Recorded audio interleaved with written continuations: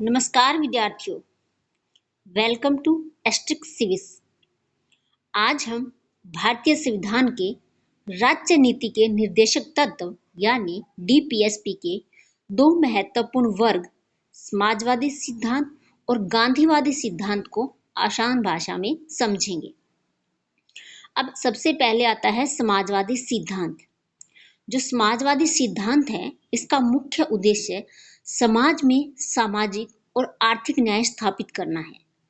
संविधान निर्माताओं का मानना था कि देश के प्रत्येक नागरिक को सम्मानपूर्वक जीवन जीने का अवसर मिलना चाहिए। तो पढ़ते हैं इसके आर्टिकल्स को। आर्टिकल 39 क्या कहता है? सभी को आजीविका के लिए रोजगार उपलब्ध हो। ये अनुच्छेद राज्य को निर्देश देता है कि सभी नागरिकों को आजीविका कमाने के पर्याप्त साधन उपलब्ध हों।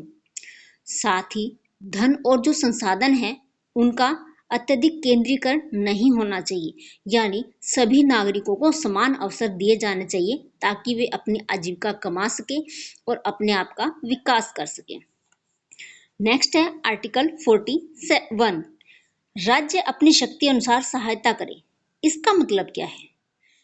अनुच्छेद 41 में ये व्यवस्था की गई है कि बेकारी, बीमारी, वृद्धावस्था और अंगहीन होने की दशा में राज्य जो है वो अपनी शक्ति अनुसार इन सब की सहायता करेगा।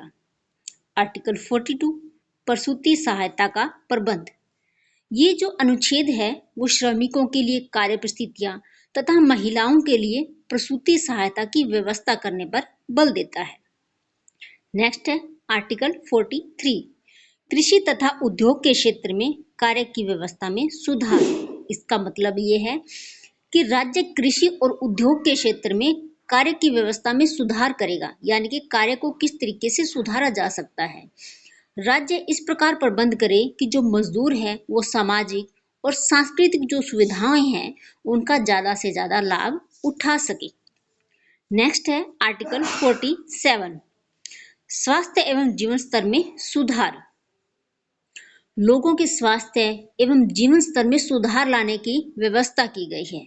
इनका जो पोषण स्तर है उसको बढ़ाने का निर्देश देता है। इस प्रकार समाजवादी सिद्धांत एक ऐसे समाज की कल्पना करता है जहां समान अवसर, सामाजिक सुरक्षा और आर्थिक न्याय उपलब्ध हो सके।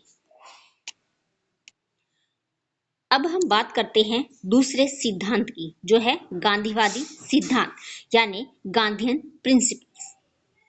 ये महात्मा गांधी के विचारों से प्रेरित है और इसका उद्देश्य ग्राम स्वराज, आत्मनिर्भरता और समाज के कमजोर वर्गों का उत्थान करना है।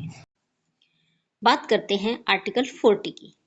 गांव में पंचायती राज स्थापित करने का प्रावधान किया गया है ताकि जो स्थानीय स्तर है वहां पर लोकतंत्र को मजबूत किया जा सके। आर्टिकल 43 क्या कहता है? सहकारी समितियों की स्थापना, यानी कि सहकारी समितियों की स्थापना करने की व्यवस्था की गई है जिससे जो कुटीर उद्योग है उसको उन्नत करने के अंदर इसको क्या है सहायता मिल सके। आर्टिकल 46 अनुसूचित जातियों जनजातियों में पिछड़े वर्ग को शिक्षा संबंधी सुविधाएं प्रदान करने की, ताकि उन्हें समाज के अंदर न्याय और प्रत्येक प्रकार के शोषण से बचाया जा सके, उन्हें सामाजिक जो है वो न्याय भी प्रदान किया जा सके। आर्टिकल 47 शराब तथा अन्य नशीली वस्तुओं के सेवन पर प्रतिबंध लगाता है। ये जो अनुच्छेद है ये क्या कहता है कि जो राज्य है शराब तथा अन्य जो नशीली वस्तुएं हैं उसके ऊपर प्रतिबंध लगाने का कार्य करेगा, प्रयास करेगा, ताकि जो समाज है वो स्वस्थ और सुरक्षित बना रह सके। अब बात करते हैं आर्टिकल 48 की।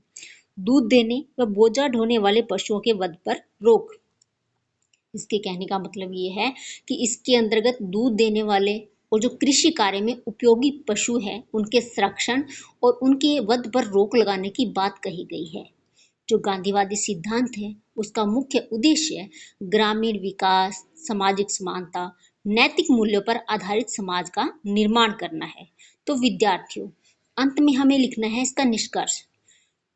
समाजवादी सिद्धांत सामाजिक व आर्थिक न्याय पर आधारित है जबकि जो गांधीवादी सिद्धांत है वो ग्राम स्वराज्य, आत्मनिर्भरता व कमजोर वर्गों के उत्थान पर बल देता है।